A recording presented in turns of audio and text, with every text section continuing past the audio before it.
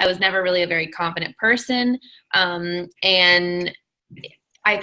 whenever I was out with my friends, I felt like bigger, and I would always compare myself to them.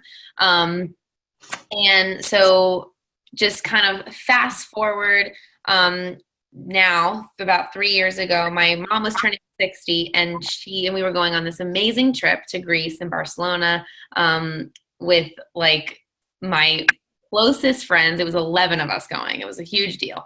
And I knew it would be a trip of a lifetime. So I knew that I didn't want to look back on those pictures, because I knew that my mom would take 1,000 pictures, and be like upset about how I was looking and not confident, like how I felt kind of like my whole life. So I saw this girl posting on Facebook who I actually went to school with, and her name was Abby. And I was like, girl, you look freaking phenomenal. I need to know what you're doing. Like, please help a girl out. So she was like, oh my gosh, this is so great. Like, I'm doing these groups and they're really fun. And I was like, okay, I don't really know what that means, but okay, sure, whatever. I'm like at my wit's end. So I just sign up and I do the whole thing. At that point, it was 21 Day Fix Extreme. I did everything like to a T. I followed the plan. I was consistently reaching into the accountability groups, and I just like loved everything. So I did that for a while. I got amazing results. I went to Greece. I felt awesome. And then when I got back, she was like, hey, like, do you want to do this coaching thing? And I was like, no, not really, but I will do the discount. So I did that for a while. And then I kind of was like, okay, well, it'd be cool to help a couple people and maybe get my shake for free. So I dabbled in it for a long time. Probably like 3 or 4 months. And then I was like, okay, this like really could go somewhere, and everybody in the group is amazing. So soon after that, actually, Abby quit. And Andrea started reaching out to me, and I'm like, wow, this girl's awesome. And we instantly connected. And now we're like really close. And I like love her. So I didn't know anybody after Abby, and now I know all these new people, and they're all inspirational and all great. So that's kind of a little bit about me. So Chelsea, go ahead. I'm super excited to be here. I'm Chelsea. I grew up playing sports, very similar to Molly, kind of a lifetime softball player, like 7 days a week for 17 years of my life. So I was very used to having someone else holding me accountable. And once I got to college and quit sports, I didn't have that anymore. And I was just very lost, and got very lost in alcohol and partying. And that was okay for a while. And then it got to grad school, where I had some depression and some other mental health stuff come into play. And it really started to surface when I moved to Charlotte last year, wanting to kind of start over, start fresh. I had to commute about 2 hours for my job, and that made it not possible at all to do my regular gym routine that I was really, the only thing I had going. And even that I wasn't consistent with. I would go every couple weeks, get discouraged when I would start to feel sad again, and then kind of fall off the wagon. And so I just was struggling in all areas of my life, really, like physically, mentally, feeling like I was lacking just support and really true friendships in my life. And so I had known Molly in college. We were only drinking friends, I wouldn't call us real friends, but just on the surface level.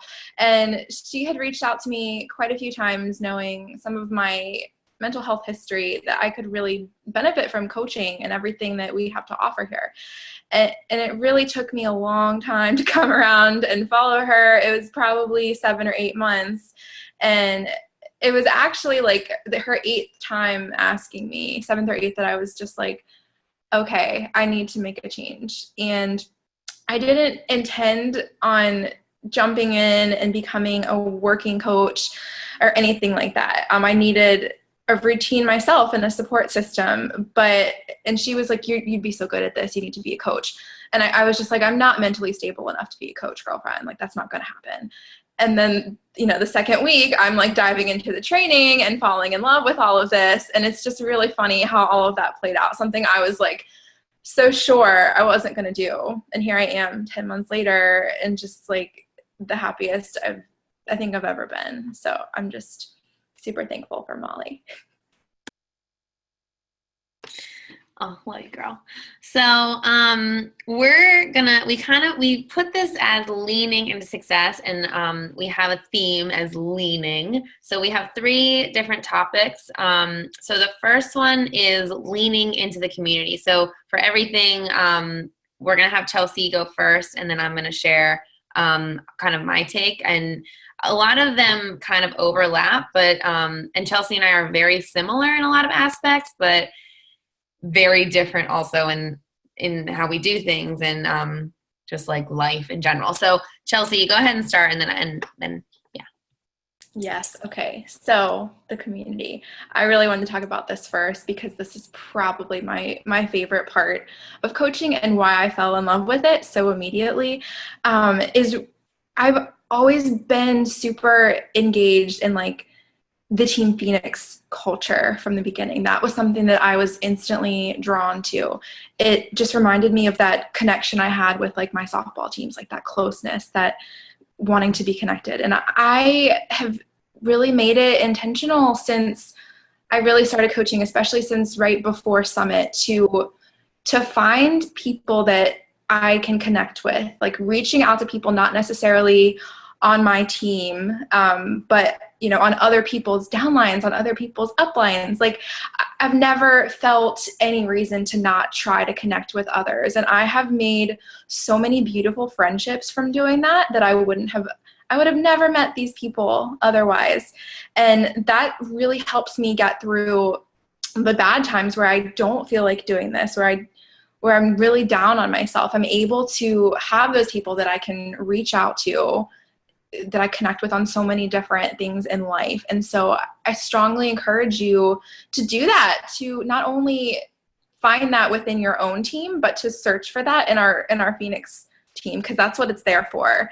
And that's been so helpful for me. And it's like once I really grasp the point of the culture and finding your people, I was able to draw that inward to who I want to attract on my team, and only focusing on creating the culture, not worrying about people working the business or like having those rock star challengers. Like once I created the culture and I just made it purposeful for them to feel how I felt as a part of Team Phoenix, everything has kind of fallen into place. And I've had those rock star challengers that come back month to month.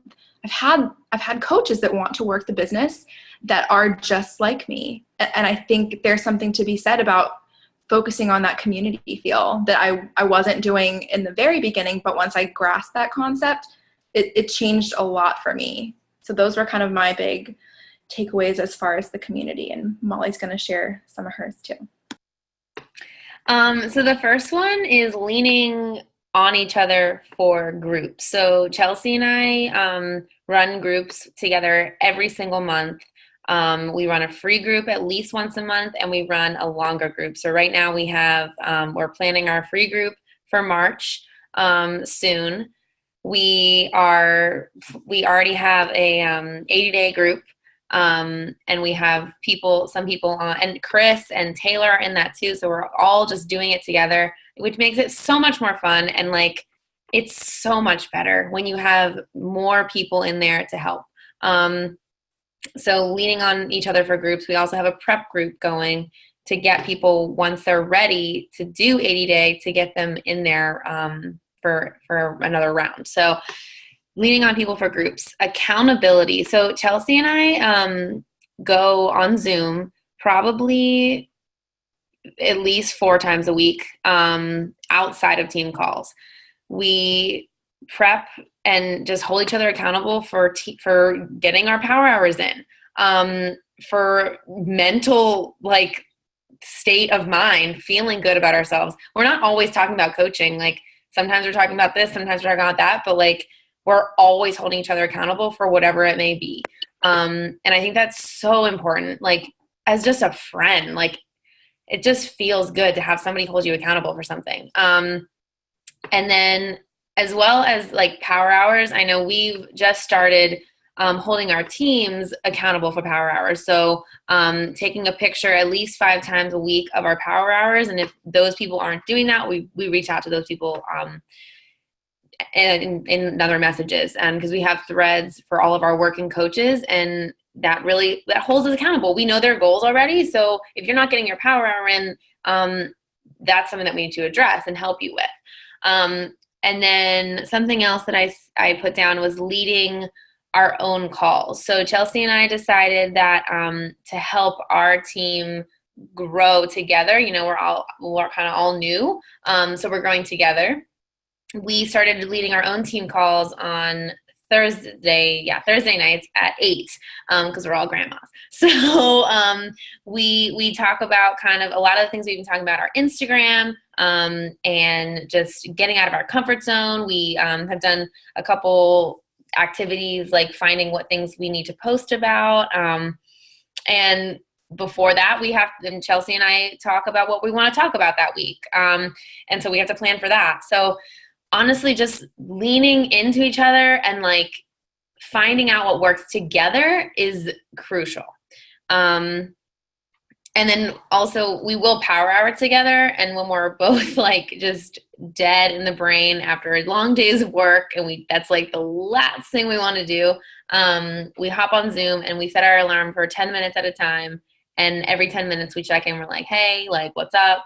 What are conversations you've been having? Okay, cool. Let's set another 10 minutes. And this will go on for an hour. And it's just helpful. It's honestly just helpful. So that's kind of what we have for leaning into the community. We think that was the first thing because we were like, that's so crucial for us. So the next one is leaning into the struggle. So Chelsea, go ahead. Take it away, girl. Always struggles. Okay. We're about to get real on this one. So I've always been that person that tends to like pull away or isolate myself when I'm struggling. This is pre-coaching. I'm going to go a little bit deep here. If you know me, you know I go deep with people.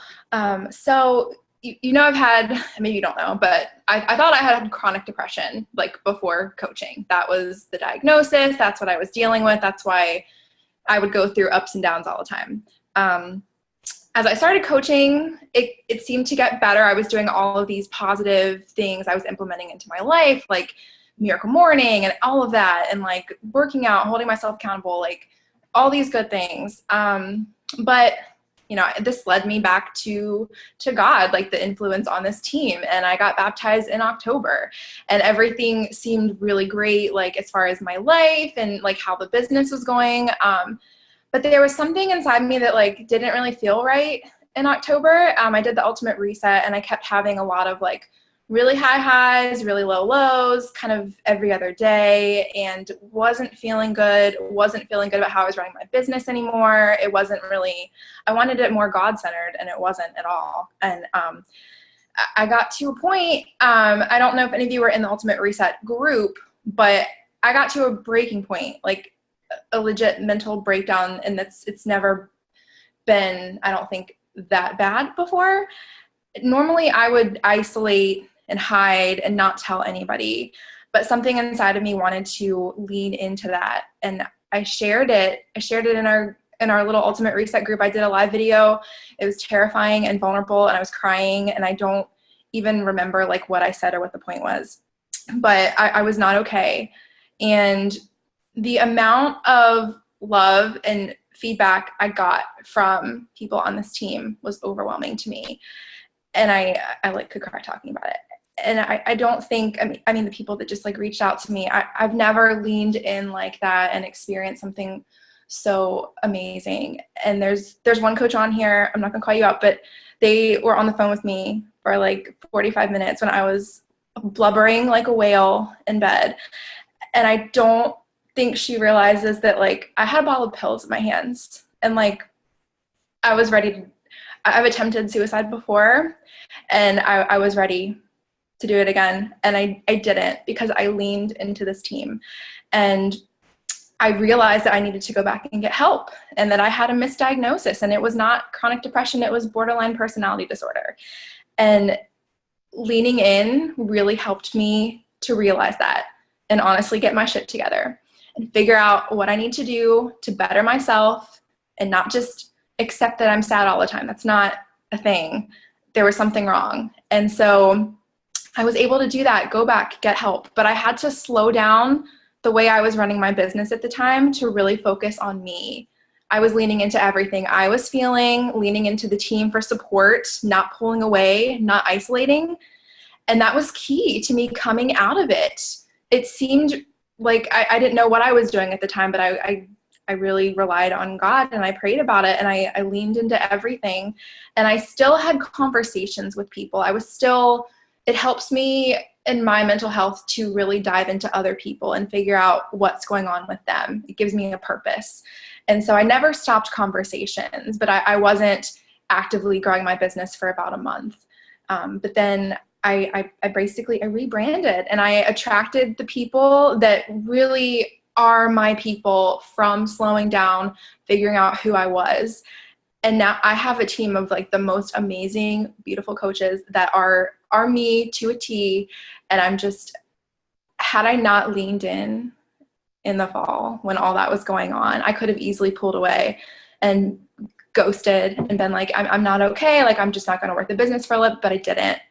And I think there was so much power to that, to not be afraid to share with someone, find your someone to be open, to be vulnerable with, because we all have shit we go through, but you do not have to go through it alone. So there's that. Goosebumps is right. Yes. Amazing. So I'm going to talk a little bit about, leaning in to find your passion. I know for me, this year has been really, really hard with teaching. My class I have never met students like the ones that I am working with. I teach in DC. I am a first grade teacher, and where these kids are coming from, I can't even fathom. So, a lot of the time that some of them are homeless. Some of them don't have food. Some of them sleep on the floor.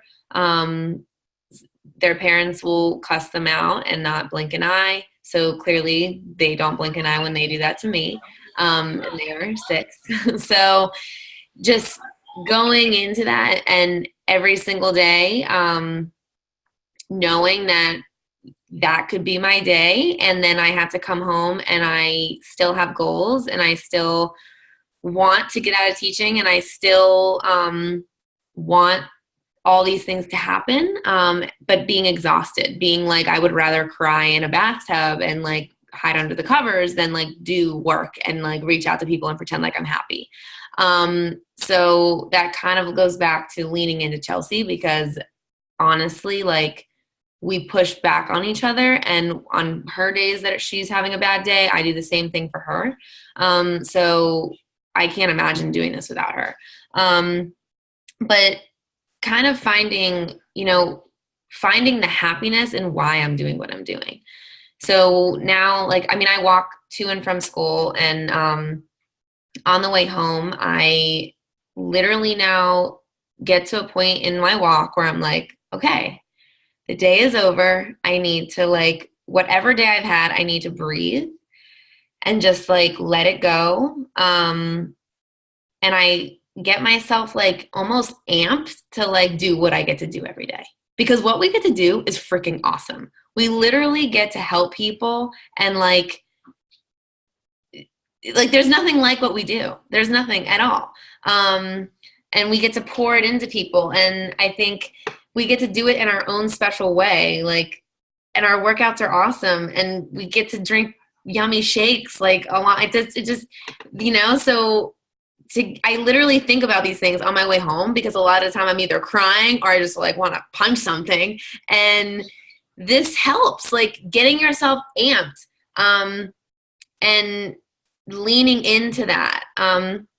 Something else is just, being able to get your excitement from the people that you get to talk to.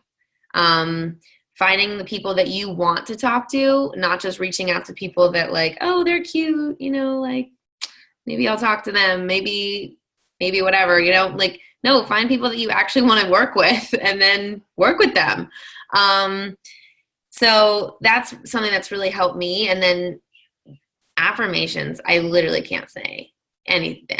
You need to do them if you don't. I thought that they were super weird and awkward and lame when I heard of them, and Chelsea was like, no, like, Molly, you need to do them. And I'm like, yeah, okay, whatever. But I started doing them, and I have one that I say every single day, and I write it down and I say it to myself. And sometimes when I'm like walking home, I'll say it.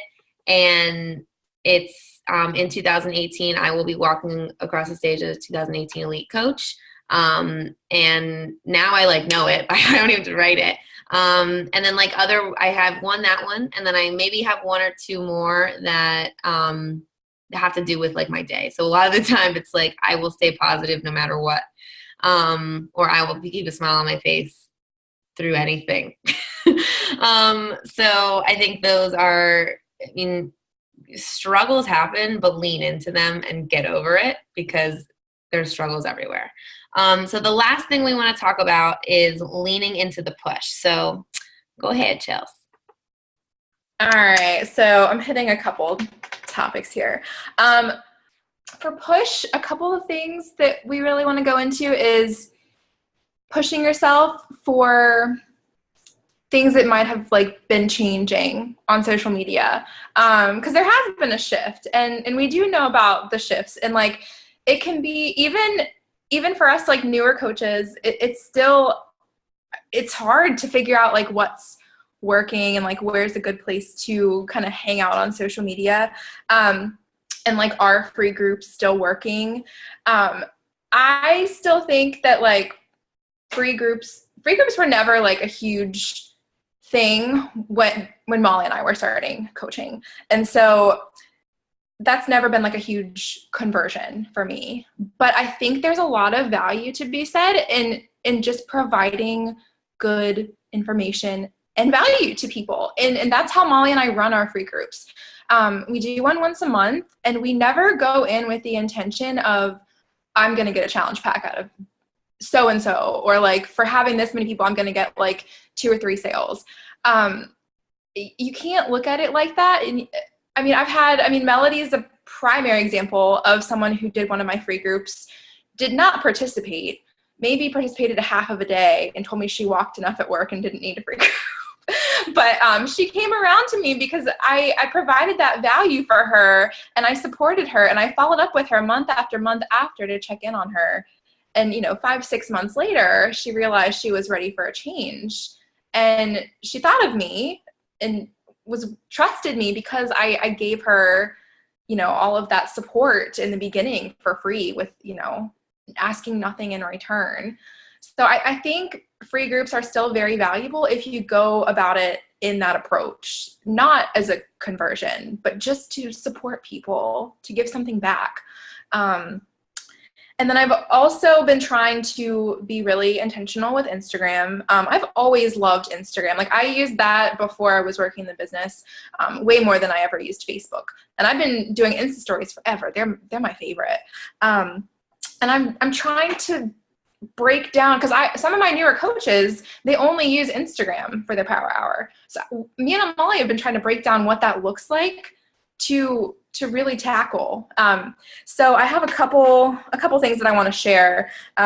This is just how my brain works. It's kind of sporadic, but I think it's really important to be vulnerable on your posts, and not necessarily like sharing deeply as I do, but even I've talked to my coaches about just like breadcrumbing little parts of your life that may make you feel like a tad uncomfortable. So maybe you have anxiety and you don't necessarily want to share that, but like maybe how exercise is helping you with stress relief and just making you feel more positive when you tend to feel down sometimes. I definitely recommend maximizing like your Instagram and Facebook stories. I know we've talked about this before, but like I message people that watch my stories. Like I have a list, and I take note of them. And if you have, I mean, I know one of my coaches literally has like 500 viewers for her Instagram stories, but you can screenshot that, and then you have a list of people to work from, to not necessarily like invite right away, but like start conversations with them. If they are watching all of your stories, they're clearly interested. Like, especially days when I'm ranting and I do like 15 stories, if you're watching all of them, you care about something that I have to say. So I'm going to talk to you. It's like your open invitation to like reach out to them. And I've also found that like engaging on people's stories, like my followers or the people that I'm like interested in working with, they are much more likely to respond. And that's for Facebook too, from the stories, because it goes directly to their inbox either way. And people are like, that ghost me if I comment like, oh my gosh, like I love that top, where did you get it? And they're like all about it if it's on the stories. So there is something to be said of that. As far as, I definitely love hashtags, love hashtags. I so recommend taking the time to like come up with hashtags, and you can do that through the search bar. And if you're not creative, you can type in a basic thing and Instagram will give you ideas for hashtags. That I've been finding a lot of my key people, especially with my disorder, like there's a lot out there, and I have a couple key hashtags that have really helped me connect with them. And then we have that, it's important to find your, like that connection with them, whether it be like, you know, I don't know, for Molly, like teachers that want to quit their job, or like something that you can instantly connect with. I love that's so much more than like, hey, like how was your day? Good. How was yours? Like, what do you do for a living? Like I want to connect with people on so much more than just that like surface level. And hashtags, I think, can really help you get there. I try to provide a lot of value on my Instagram page, as far as like, I share what I'm learning a lot of times in therapy, because a lot of my daytime job. A lot of the people that follow me are, you know, in therapy as well, or have some sort of mental illness. And I want to provide, you know, things that help me, I want to help them with. I loved that like Martha's a teacher, and she provided really good information on her Instagram today. It was about like an activity she did with her kids. I loved that. That was brilliant. So things like that, just like providing true value to your people that they can benefit from. That's how they're going to trust you. That's how they're going to want to continue to have conversations with you and, you know, be friends with you. You know, I kind of set up a power hour for one of my coaches the other day when she came over, as far as little things you can do on Instagram every day to try to make it more of a system. And I told her, follow 4 people with hashtags that pertain to you, because you can follow the hashtags and then you can find the people underneath them. And then I always message them, you know, I'm like, hey girl, thank you so much for the follow. I really appreciate the support, or something. And then that day or the next day, if they do respond back to me, I write down their name. I only write down their name if they respond back, because I don't got time to write everybody's name doesn't respond. And then I'll go to their page and I'll like engage on a couple of their pictures. And then I continue the conversation for, you know, about a week or two and see where it leads. But I always like to kind of purposely tie in, like, are you on a health and fitness journey too? Especially if they start watching my stories, especially if they start liking and commenting on my posts. I'm always going to like kind of work that into the conversation. So at least, even if it's not on their radar yet, when I've asked that question to people, if they haven't been watching my stories, they start watching them religiously and they're thinking about it. And that's what I love about it. So those are, you know, I like that. I like the invites on Instagram. It just feels more casual than Facebook. And I can't explain why. And I'm even working on like inviting directly through stories. And I don't know what that looks like yet. But those are just a couple of my tidbits and what I'm sharing with like my coaches that primarily use it.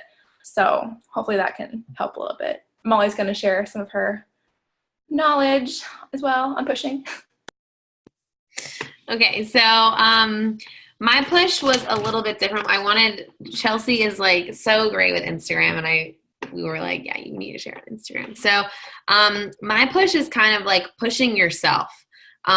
pushing yourself to go outside of your comfort zone and get after it. Like at the beginning of the year, you probably were like, I want to do blah, blah, blah, blah, blah. And it might be a terrifying thing to say, but you said that for a reason. So knowing those reasons and having them in front of your face daily when, yeah, you had a terrible day at work and yeah, your kids are running around and there's poop everywhere. I don't know. I don't have kids, but like, seriously, everybody has those days. And sometimes they're more frequent than others. And like, you need to decide what you're going to do when those days happen. So some of the things that I do or will start doing, because I know this one, I just listened to the National Wake Up Call, which is another thing. Like you can't miss things like this. Like we have, like, what other company has national wake up calls to like help you with your business? That's not a thing, I don't think, anywhere, but we have that. So there was I forget which one it was, but the girl said how she sets dates. And I'm pretty positive she said that she sets a date and it's the 10th. The 10th is the day that she's going to help 3 to 5 people. And then it was 5 people. And then it was however many people. And I love that idea. Like that is genius. Like so simple, but you set a date and you're going to make that thing happen because you're going to say, oh, I put it on my calendar. And for me, that date was hitting 1 star. So that is on my calendar in our kitchen. And I'm sure Brandon's like, what in the hell is this? But I don't care. That's fine. And like, it's on there and I'm going to hit it. And that's all there is to it. And I think that's crucial. Like you need to set your dates and you need to stick to them. And if they get pushed back, then you push them back a little bit and then you keep crushing. Cause I mean, let's be honest, it happens sometimes. Right.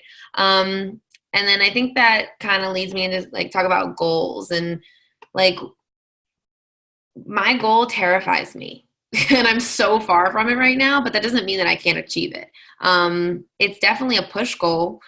And I think, you know, why are we setting goals if we think we can get them? What's the purpose? There's no purpose. You're setting goals to push yourself. Okay. And I think a lot of the times, like I used to set goals like, oh, okay, well, it'd be really cool if like that happened. But I mean, in the grand scheme of things, if like I'm setting a goal, it needs to be something that I'm terrified to say. And that I'm going to have to really put a lot of effort to get. And Chelsea and I were talking about this a little bit when we were planning the call tonight and talking about how like, you know, some months are awesome and some months are not so awesome. And yes, we're going to set those goals and yes, we're going to set those dates. But when you have an awesome month and like, let's say you set that date and by the 10th, you already have helped 5 people.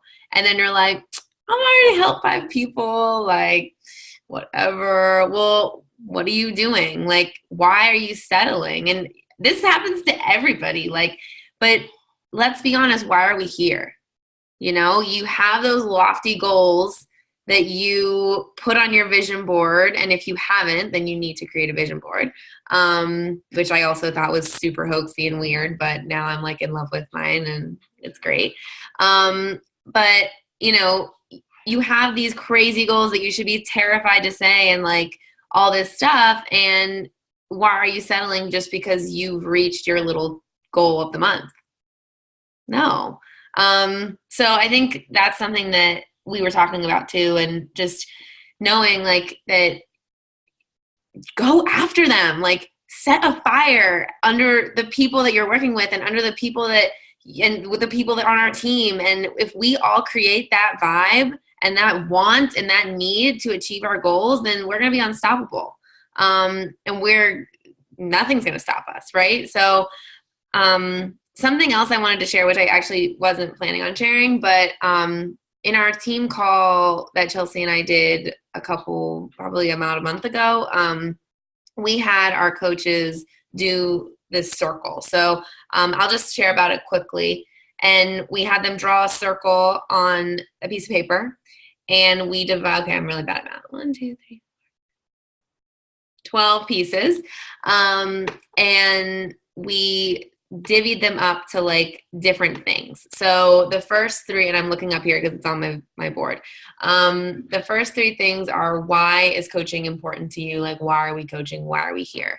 And for me, I said the community, the purpose, and to get out of teaching. And the next three were about me, things that are about me that maybe people wouldn't know.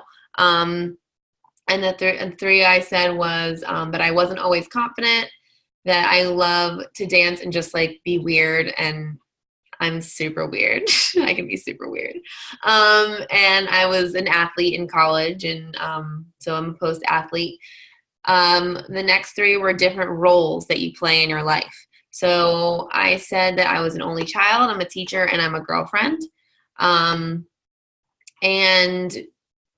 the next three and the last three are, and now I'm, after what I've gone through with coaching, after these 3 years of my life, I haven't been coaching for 3 years, but after I've done these programs, after I've consistently putting my health and fitness first and knowing that like I'm here to stay here, now my mindset on eating is completely different, especially through this 80-day obsession. I mean, let's be honest.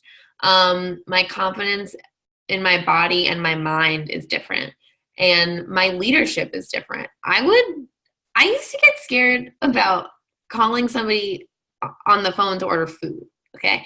So, and we did that with our team, and we said, okay, so I want you to look, and some people got real, like it was awesome. And we shared about everything, and we went around the little Zoom call, and we talked about everything. And we said, okay, so if people looked on your Instagram feed or listened to your stories or looked at your Facebook, would they know any of that?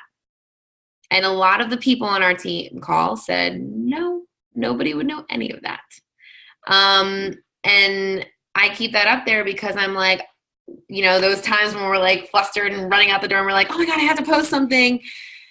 Take time and post legitimate shit. Like it is so important to share their whole you. And I know sometimes like I do that too. Like I'm like, oh, I gotta post something really quick. But if people don't know the real true you, and they're not seeing this person that is pushing themselves and leaning into that push and leaning into this whole thing, then they're not going to know the real you, and they're not going to be able to connect with you. So I think that is all we have so far. Chelsea, do you want to add anything? I think you got it. Okay. Thank you guys so much for sharing a lot of great nuggets. I took a lot of notes, and I really love that activity, and I'm going to do it myself. I know you guys go to bed early, but I know that some of these coaches probably have some questions for you. I'm sure even if they don't relate to the topic, you know, the things they talked about, does anybody have, I know I have a question, actually. One of my challenges with Instagram is tracking. It just seems to be a much harder platform to track people. I know you're talking about, you know, screenshots of people who pay attention to your stories. And I know you did mention that you only like write down the names of the people who respond to your DM. And so this is something, if you're not doing this, like anybody who follows you on Instagram, like send them a message and say thank you. Like Chelsea was saying, you know, thanks for the ad, you know, whatever, something cute. People respond to that stuff. It's just like Chelsea said, it is just different on Instagram. It's just, I don't know. The ice is broken. So that was a good tip. Do you have a good system of, or just have like a notebook of names you just have a notebook of names? It's a hot mess. Yeah, I have a notebook of names right now that I'm copying down. I'm working on this. I have the My Connection Builder. I did get the CRM. There is a place for like Instagram contacts that you can add in there, but that's confusing. I don't know. I don't know what that looks like as far as tracking right now. Okay. Nope. I still struggle with that also. Chelsea and I have this, and we also are going to give it to some our coaches when they rank advance or like something like that.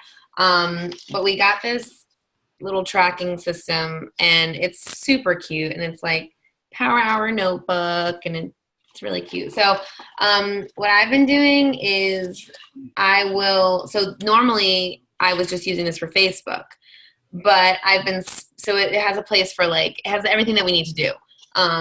Listen to PD, work out Shakeology, add friends, connect, invite, follow up, present to the business. And then it has things that we do in our groups, weekly things, and then notes. So what I've been doing is I'll I don't know if you can see, but I'll put a line down the middle and try and have it one side be Facebook and one side be Instagram. But then what ends up happening is if I'm talking to a lot of people that day and my power hour is firing up, then we are going, it's kind of messy. But I don't know. It's hard to track on Instagram. Yeah, no, it is. I was wondering if you had figured out something magical that I hadn't. And let me ask you this. I know that I have found that the invite is easier on Instagram. I find that a lot of the way that maybe I trained my team in the beginning and I did my business through Facebook, it doesn't we could wait a lot more on someone to come to us or to get that conversion. I'm finding that it's not the case as much, but on Instagram, if I just ask, I convert so much better. The ratio of people who actually will say yes is so much higher on Instagram than it ever was on Facebook. I just didn't ask enough people. So now I'm realizing that. Do you find, Chelsea was saying, she engages with someone for a week or two. Do you is that when you bring in that invitation after a week or two of engaging with them on their posts and if they seem to be someone that's a good fit? Is that a reasonable time frame with which you think you send out a comfortable invitation? Yeah, honestly, there's been some people that I've connected with so well. It's been the second day. Yeah. Because they're literally one of the coaches I signed this week, we were talking and she was like, I need help, portion control, blah, blah, blah. I'm like, oh, okay. Yeah. Okay. And it was the second day we talked and yeah, it connected really well. Big difference from Facebook. Yeah, it is very strange.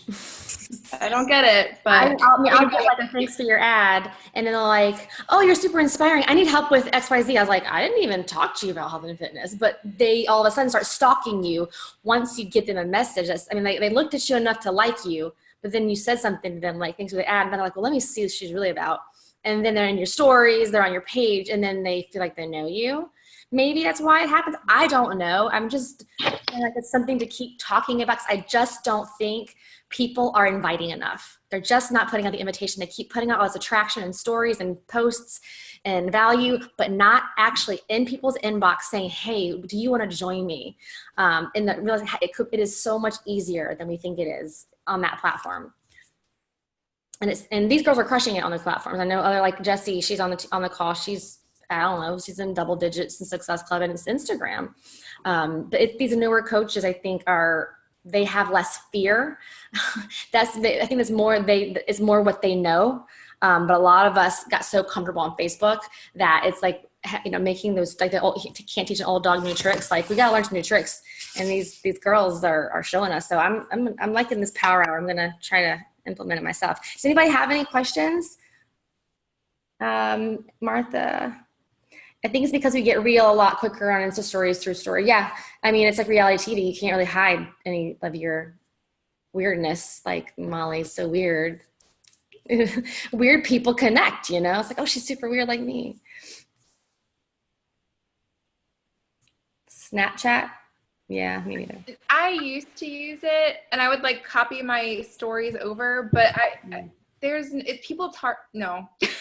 No. I think too with Instagram, I don't feel I feel just as we open up more on Instagram, other people do too. So I can go stalk them and get a feel for how they are. And easily I'm hey, I don't know if this would be up your alley, but I have this really awesome group and we work out together on this calendar and we follow this meal plan and we cheer each other on. Is that something that you'd be down for? And it just doesn't seem like nasty gross to me.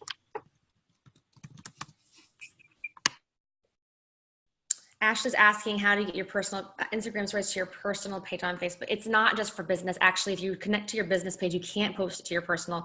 It's just go to your go to the little gear, right? The little gear settings, the little icon, and then I think it's, let me go up there.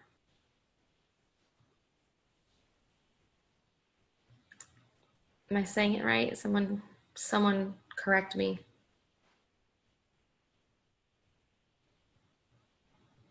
Story settings. Yeah, go to the gear, go to story settings. Is that right? Yeah, and at the bottom it says share story to Facebook. You just turn the little toggle switch over and it automatically posts all your Instagram stories. And think about this, even if you're using both platforms, some people, like if you're a newer coach, I would, if you just want to stick to Insta stories or Instagram, that's fine, for a little bit.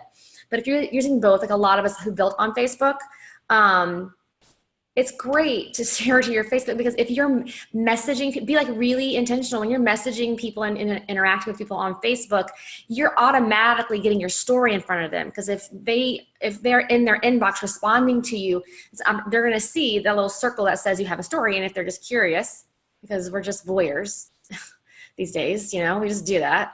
We're nosy. They're going to, you're intentionally getting your like real life in front of them. And I think that's what people want to see right now. But people are tired of the highlight reel. They want to get real. So think about the fact that if you want to get, even, I don't feel like my stories reach as many people on Facebook, but I do know that people I am connecting with or are on Facebook. If I'm talking to them, they're going to be more likely to get that content than just what I'm posting in my feed. So, this is awesome stuff. Anybody have any questions before we get these girls to bed? Because they do wake up in the 4 o'clock hour for our miracle morning. They do. They are up. These girls are hustlers. I'm truly humbled. I'm truly humbled to hear your stories and to see how this has impacted your life. I never dreamed in a million years that like I would have grown a team, and just to see like the trickle down effect.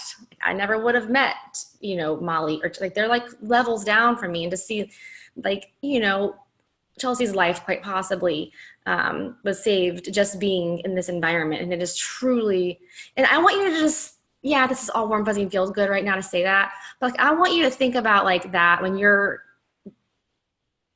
building your own business and you're having a rough day and you don't want to do it, and you want to do it, but you don't do it. Like the exponential impact we have the ability to make by reaching out to somebody, touching a life. I was so terrified to call Andrea on the phone to invite her to this business. She was a friend of mine from West Virginia, and I'd moved.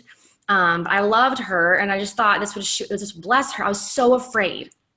But she's going to think I'm so weird. She's going to think I'm one of those weird salespeople about these new business opportunities. I'm like, but I just knew I had to. And it sucked. And I hated picking up the phone to do it. But if I didn't, it wouldn't have had the impact that it's had on these lives. And now, Chelsea has coaches on this team. Like, it's just crazy to me. So it's not just about you. So get over yourself. Basically, that's what I'm trying to say. All right. Have a great night. Thanks again, ladies, for sharing. We appreciate these tips so much. Good night, y'all.